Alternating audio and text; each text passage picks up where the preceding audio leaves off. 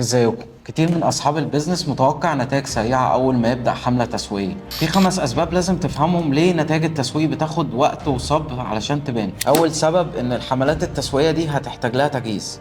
لازم يكون في تحليل ودراسة للسوق. قبل ما تبدأ لازم يكون عندك اساسيات جاهزة، تكون عندك رسائل واضحة، موقع الكتروني كويس، انظمة تكنولوجية زي CRM، خطة للمحتوى اللي بتقدمه هتوزعه. لو دي مش موجودة من البداية مش هتشوف نتائج فعلية. تاني سبب ان معظم الجمهور مش جاهز للشراء في اللحظة اللي انت بتبدأ فيها الحملة. الارقام بتقول ان من 1 ل5% من الجمهور هو اللي بيبقى عنده نية شراء في نفس الوقت. الباقي بقى بيدخل في دورة الشراء بالمراحل بتاعتها. مهم جدا تبني وعي عن البراند بتاعك عشان تكون الاختيار الاول قدامهم، علشان لما يفكروا يشتروا. تالت سبب انك تكسب ثقة الناس. ده مش هيحصل بين يوم وليلة. لازم تتواصل معاهم بشكل مستمر، تعرض ليهم محتوى يقدروا يتفاعلوا معاه عشان تكسب ثقتهم، مش من أول مرة أو مرتين.